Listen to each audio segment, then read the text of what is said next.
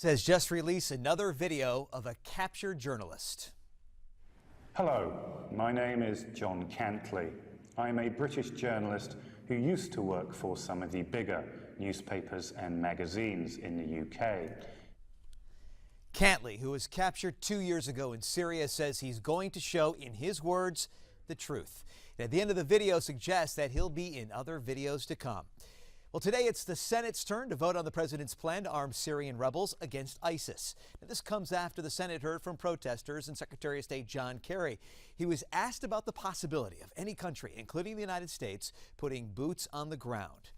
The House Intelligence Committee holds a hearing on Capitol Hill today. Retired Marine General James Mattis testified in front of Congress and says Islamic State militants are like a combination of, quote, Al-Qaeda and Hezbollah fighters on steroids. The former chief of U.S. Central Command says President Obama should not take any options off the ground.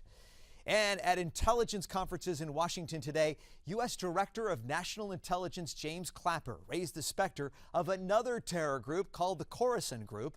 They're attached to Al-Qaeda, and Clapper says they pose as much of a threat to the U.S. homeland as ISIS. He says the group is taking aim at American aviation. An ISIS plot to murder Australians has been stopped. Across Sydney, about 800 police officials carried out raids, taking 15 people into custody.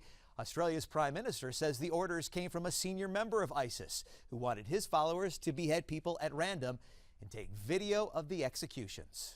Well, that's the intelligence that we received, the exhortations, quite direct exhortations, were coming from an Australian who is apparently quite senior in ISIL to networks of support back in Australia to conduct demonstration killings here in this country. Prime Minister Abbott also paid a visit to Australian troops headed to the Mideast to fight ISIS. Australia is sending in about 600 soldiers and 10 aircraft. Well, voters in Scotland have just about 5 hours left to cast their ballots in an independence vote that could remake the UK.